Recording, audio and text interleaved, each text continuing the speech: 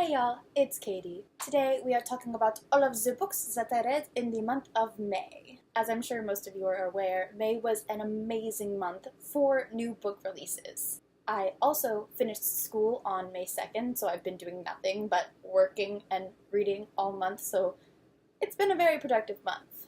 I read a total of 13 books in the month of May, and two of these were my two most anticipated releases for 2017, which I'm sure you all know, but we will get there. With the end of May, we come to the time of nothing but reading, lots of contemporaries and great books, freedom, just the best time, I think, of the year for reading all over the place because so many of us have the free time that we need to read as much as we want. We have all these wonderful, wonderful releases, so I'm just real excited. It's summer. The first book that I read in the month of May was my number 2 anticipated release for 2017, and that is A Court of Wings and Ruin by Sarah J. Maas. ACOWAR was such a wonderful read. It just blew my mind, and I know there are a lot of people who have a lot of issues with it, and I do. Like, there are some significant problems with this book. Some of them I don't mention in my video just because at that point it was so welled up in my mind that I wasn't really thinking about it critically yet. Some of them I did mention that were kind of iffy, but I really, despite the issues that I did have with it, I thought it was a wonderful book. I gave it 10 out of 10. The writing was phenomenal, as always. We got to see our characters go to new places. We learned a lot more about the world of Prythian that we've been in since book 1, and so excited for the rest of the series. The next books that I read this month was a duology, actually, and this is Nearly Gone and Nearly Found by Elle Cosimano. These books involve a character named Nearly, who has this power where when she touches people, she can feel their emotions, and someone starts messing with her through these ads in the newspaper and committing murders, and like she's the only one who can solve them because she's the only one who understands the clues and who's figuring them out. This was a really thrilling story. I'm not really one for horror or thrillers normally, but I thought that this was really well written. I really enjoyed the stories and the characters. They were kind of creepy contemporary that I definitely look for in the spring and summertime when I really want contemporary type things, and it was something a little different than like the normal cliche love stories that we do get when we get into contemporaries for the summer. I gave the first one an 8.5 out of 10 and the second one an 8 out of 10. I really, really did enjoy these books, so definitely would recommend. The next thing that I read this month was The Wrath and the Dawn duology by Renee Ahdieh. This duology is a sort of Arabian Nights retelling following Shahrazad. Shahrazad gives herself up to be married to the Caliph, Khalid, who is kind of like the king of their land. For like the last 60-something days, every afternoon, Khalid has taken a wife, and the following morning, every single day, he has had her executed. And after Shahrazad's best friend is executed, she decides that enough is enough, and so she brings herself forward and offers to become his next bride and plans to kill him. So she goes into this with the intention of assassinating Khalid, and they end up falling in love. I was very, very skeptical about this plotline at first. I didn't really want to read it because it just sounded not okay to me at all. That does not sound right. But I heard so many good things, and I was like, okay, I guess I'll check it out. So I did, and I loved it so much. Renee Ahdieh has such a beautiful and powerful writing style. I ended up giving both books a 10 out of 10 because I thought they were so wonderful. The plot lines were amazing, and I was so invested in the story. All of the characters were so easy to love. I couldn't wait to see what happened next constantly. If I didn't have the second book on hand when I finished the first, I might have died. I also think Renee Ahdieh does a really, really great job of leading you to this point where you expect these tropes that we see in typical YA literature to occur, and you're kind of just like, oh my god. And it's those ones that just make you want to rip your hair out because they're so stupid and pointless. And it's like the miscommunication trope and things like that that all of us hate, and it's so annoying, and you could see it coming from a mile away, and you're like, ugh, and then she doesn't do it. She just like swerves out of the way. It was so refreshing to have such healthy relationships between all of the characters in this duology. I loved it so much. It's definitely going on my top 10 series of all time. Next up is Sealing Snow by Danielle Paige. This book is the first book in a series. It's Danielle Paige's take on the story of the Snow Queen. Danielle Paige is also the author of the Dorothy Must Die Quartet. I have read the first 3 books of the Dorothy Must Die series, and I just really did not like them that much. The plot was okay, but I just didn't really care for the characters or her writing. I gave this book a try, hoping that maybe I might like it more, because everybody loves Danielle Page so much, so I wanted to like her, but honestly her writing style is just not for me. Stealing Snow follows this girl Snow, who is in a mental institution because when she was younger she tried to walk through a mirror with her best friend and ended up shattering glass all over both of them. So since she was like 6, she's been in this mental institution. And one day someone comes to her and says, no, you're not crazy. You're this princess of this foreign land and you actually have like immeasurable power. Long story short, Snow ends up going to this world, trying to discover her power, finding out who she is, and that there are people trying to kill her. The plot of this story was okay, and I did like these characters a little bit more than I did the ones in the Dorothy Must Die series, but I really just did not like it. I had to force myself through every single page. The thing about Danielle Page's writing is that it feels like it's writing for a middle grade story, and I think that if she wrote middle grade stories, they would go over well with that audience. But her plot and subject material are more directed towards YA audiences, and I think it's a really hard combination. The writing feels immature for the subject matter, and I just can't get myself to enjoy it. I did give this book a 7 out of 10. I think maybe other people might enjoy it, so if you are a fan of Danielle Page, definitely this will be a good book for you. Just if you are like me and don't really have much love for her writing style. The next book that I read this month was I'll Give You the Sun by Jandy Nelson. I'll Give You the Sun follows these twins, Noah and Jude, and we flash forward a few years later, and they don't talk. One of them tells it from the stories as what's happening when they're 13, and one of them tells what's happening as they're 16. And you watch as the two storylines kind of come together, and you're figuring out what happened along the way and what happened to change them, and if they can ever really come back from that. I really did enjoy this story. I ended up giving it an 8 out of 10. The first 100 pages or so just kind of like bored me. They felt all the same. And then we kind of started to get into more of the story. You started to really care about them and understand them more. And I liked it a lot more, and it all kind of made sense and came together really, really well. But it was a really great contemporary summer read, so I'm so glad that I did get there. The next book that I read this month was Tales from the Shadowhunter Academy, which was a bind-up of all of the novellas set at the Shadowhunter Academy by Cassandra Clare, Sarah Rees Brennan, Maureen Johnson, and Robin Wasserman.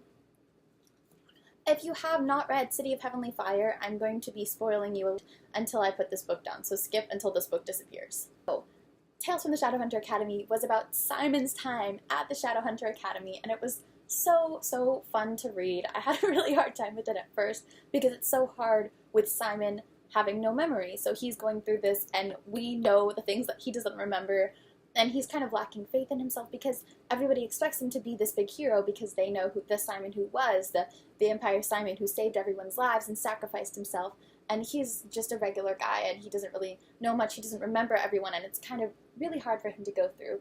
So it was really interesting. We got a lot of flashbacks, we got stories from everyone, we got to see so many of our favorite side characters. Magnus made a lot of appearances. Katarina Voss is at the Academy, which is really cool. We got to see Helen Blackthorne. There were even some flashbacks to Will and Jem and Tessa. I had read Lady Midnight before I read this, so I know some people, like, there's debate about which one you should read first, and I think this definitely would help you understand some of the references that are in Lady Midnight, but it definitely wasn't necessary to read first. I kind of like that I read it after, because when it referenced the Blackthorne family and things like that, it had a lot more emotion for me. I did end up giving this book an 8 out of 10. I didn't quite like it as much as Lady Midnight or the Infernal Devices, but I would say it's about the same as the Mortal Instruments for me. It was really great. I loved getting to see all of the characters, and it definitely felt like a real, like, Cassandra Clare book. I think, like, the Bane Chronicles was kind of skipping around, and it was really good, but it was different, but I think this was more cohesive than that. I really did love this book, so I'm so glad that I did finally get around to reading it. The next book that I read this month was King's Cage by Victoria Aveyard. This is the 3rd book in the Red Queen series, and I have to say it was my favorite so far. Since it is the 3rd book, there's not a whole lot that I can say without spoiling.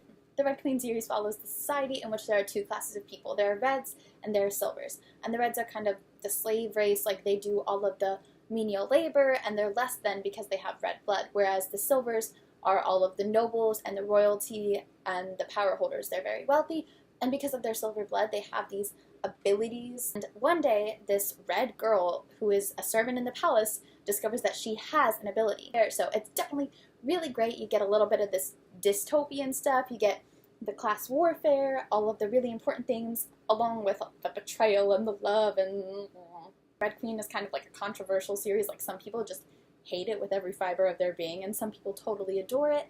After Glass Sword, I was one of the people that was kind of done. Like, I've had this since it came out, but it took me forever to get around to reading it because I was just so dreading it after Glass Sword. But I think that this book definitely brought the series up a lot. I did end up giving this book a 9.5 out of 10 because I just thought that it did such a good job from where it picked up. We got so much more out of the characters, the story went so much further. The next book that I read this month was Fairest by Marissa Meyer.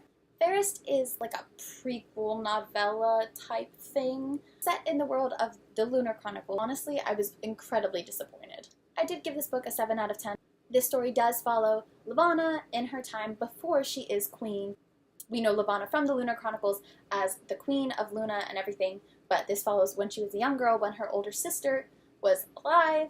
I loved the Lunar Chronicles, and this kind of just felt disappointing. I think that it definitely was something that didn't need to be this long, and trying to stretch it out just made it decrease the quality a lot.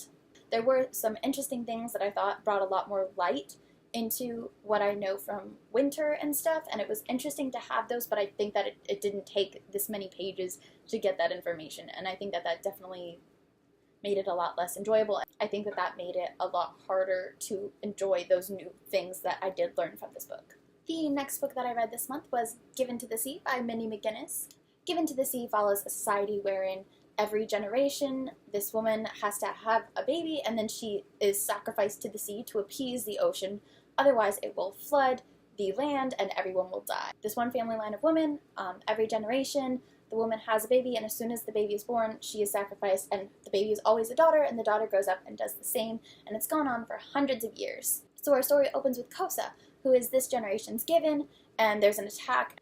We also follow Vincent's foster siblings, Dara and Donald, who are Indiri, which is a lost race of people, of which they are the last. That is kind of like witch scavenger type people. They have these really amazing abilities, and they've always kind of been nomadic type people who lived on their own, but they were slaughtered years ago, and Dara and Donald are the only remaining ones of this people. So this book follows all 4 of their stories, in addition to someone of the enemy kingdom, as the kingdoms are preparing to go to war, and Kosa is preparing to face her fate. I did end up giving this book a 7 out of 10. I really was disappointed. I had looked forward to it so much, and honestly, it just wasn't for me. The plot was really, really intriguing, and I think that the characters all have a lot of potential, but I could have put it down at any point and been like, okay, fine. It felt like nothing was happening, and even when things were happening, I just didn't care that much. I have high hopes for the second book in this duology. I think that there's a lot of potential, and like, this setup is really great, so if Minnie McGinnis does a good job, it can be a really great book. As of right now, I didn't enjoy it as much as I'd hoped. The next book that I read this month was my most anticipated read of the year, and that was Lord of Shadows by Cassandra Clare. Lord of Shadows is the second book in the Dark Artifices series. In this series, we do follow the Blackthorn family and Emma Carstairs, who are kind of dealing with the repercussions of the Mortal War 5 years later. They're also facing the implications of the Cold Peace, which has separated them from members of their family, and there's a whole lot of other stuff going on. Since this is the second book, not a whole lot I can say without spoiling, but again, it was so wonderful. I definitely think that this was Cassie's best book to date, which I said about Lady Midnight too, and gives me high hopes for the next book in the series. I think her writing just continues to develop with every book that she published. The characters had wonderful development, the plot went a lot of wonderful places, and the ending broke my heart. It did take like 100 pages for me to kind of get going again. Like, I felt like it was kind of slow building, but definitely the best one that I have read thus far this year. Of course, I did give it 10 out of 10. The writing was just amazing. Cassie has outdone herself. I grow closer to these characters with every page that I read, and I did not want this book to end. With the way this book ended, the next one is going to be very intense and very hard to write. I can't even imagine. Like, I'm bracing myself to read it already. I know it's going to be very difficult to read, so I can't imagine how difficult it's going to be for Cassie to write, but I'm so excited, and I have a lot of faith after this book that she's going to do a really, really great job. If you have not read the Dark Artifices series, go read it. And the final book that I read this month was The Kiss of Deception by Mary E. Pearson. The Kiss of Deception is the first book in the Remnants trilogy, which I've been hearing things about forever. I've been intending to read this for like at least a year or two, and I just kind of never got around to it, so I finally did. I was a little skeptical because I heard hearsay about a love triangle in the series, so I was very nervous because love triangles and I are not friends. I don't like them. This book was so well done. The world building was incredible. Mary Pearson just did a phenomenal job. She is such a great writer. I loved all of the characters that we met. They all were very developed and complex. The Kiss of Deception follows Leah, who is a princess that is engaged to be married to her betrothed, and on the day of her wedding, she says, no, I don't want this. I don't want to marry someone that I don't know, that I don't love. I don't want to be bartered like a cow. And so she runs away with her handmaiden. She's followed by an assassin and the prince to whom she was betrothed. As the story goes along, you're getting her point of view and then their points of view, and you see when she meets them, but you don't know which is which. She doesn't know which is which. So it was a really, really great story. There's a whole lot of mythology going on in it. The mythology is super, super interesting and very well developed. At the end of every chapter, there's like a page of the holy text from the different myths and things, and they're so incredibly intriguing. I loved the world building and the story and everything behind this. It was really, really great, and I'm so glad that I finally got around to reading it. So those are all of the books that I read in the month of May. Thank y'all so much for watching, and happy summer! I'll see you next time.